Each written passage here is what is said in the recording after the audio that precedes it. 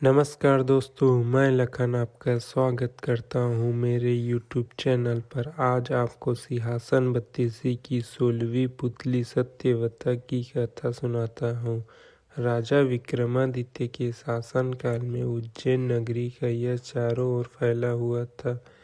एक से बढ़कर एक विद्वान उनके दरबार की शोभा बढ़ाते थे और उनकी जानकारों की एक समिति थी जो हर विषय पर राजा को परामर्श देते थे तथा राजा उनके परामर्श के अनुसार ही राजकाल संबंधी निर्णय लिया करते थे।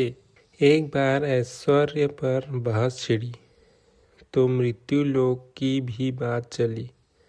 राजा को जब पता चला कि पाताल लोक के राजा शेषनाग का ऐश्वर्य देखने लायक है और उनके लोक में हर तरह की सुख सुविधाएं मौजूद हैं, चूंकि वे भगवान विष्णु के खास सेवक में से एक है, इसलिए उनका स्थान देवताओं के समकक्ष में है। उनके दर्शन से मनुष्य के जीवन धन्य हो जाता है। विक्रमादित्य ने सशरीर पाताल लोक जाकर उनसे भेंट करने की ठान ली। विक्रमादित्य ने दोनों वैतालों का स्मरण किया। जब वे उपस्थित हुए तो उन्होंने वैतालों से पाताल लोक ले जाने को कहा। वैताल उन्हें जब पाताल लोक लाए तो विक्रमादित्य पाताल लोक के बारे में दी गई सारी जानकारी सही पाई।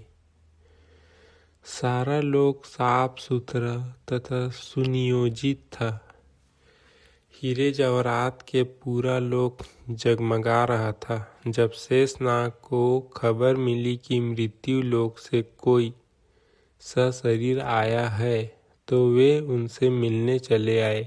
राजा विक्रमादित्य ने पूरे आदर तथा नम्रता से उन्हें अपने आने का प्रयोजन बताया तथा अपना परिचय दिया। उनके व्यवहार से शेषनाग इतने प्रसन्न हो गए कि उन्होंने चलते वक्त उन्हें 4 चमत्कारी रत्न उपहार में दिए। पहले रत्न से मुँह मांगा धन प्राप्त किया जा सकता था तथा दूसरा रत्न मांगने पर हर तरह के वस्त्र तथा आभूषण दे सकता था। तीसरे रत्न से हर तरह के रथ, अश्व तथा पालकी की प्राप्ति हो सकती थी। चौथे रत्न धर्म कार्य तथा यश की प्राप्ति करना सकता था। काली द्वारा प्रदत्त दोनों वैताल स्मरण करने पर उपस्थित हुए तथा विक्रम को उनके नगर की सीमा पर पहुंचाकर अदृश्य हो गए। चारों रत्न लेकर अपने नगर में प्रविष्ट हुए ही थे कि उनका अभिवादन एक परिचित ब्राह्मण ने किया।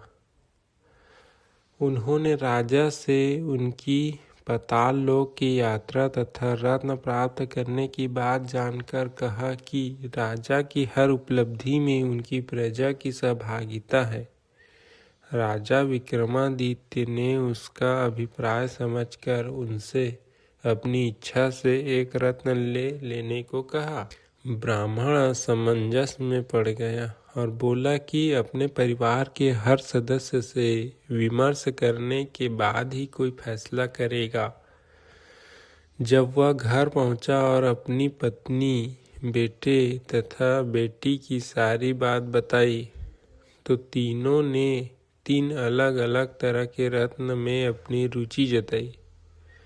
ब्राह्मण फिर भी किसी निष्कर्ष पर नहीं पहुंचा और इसी मानसिक दशा में राजा के पास गया। विक्रमादित्य ने हंसकर उसे चारों के चारों रत्न उपहार में दे दिए। तो ये कहानी आपको कैसे लगा दोस्तों? लाइक करिए और कमेंट करिए और शेयर कर दीजिए ज़्यादा से ज़्यादा। धन्यवाद।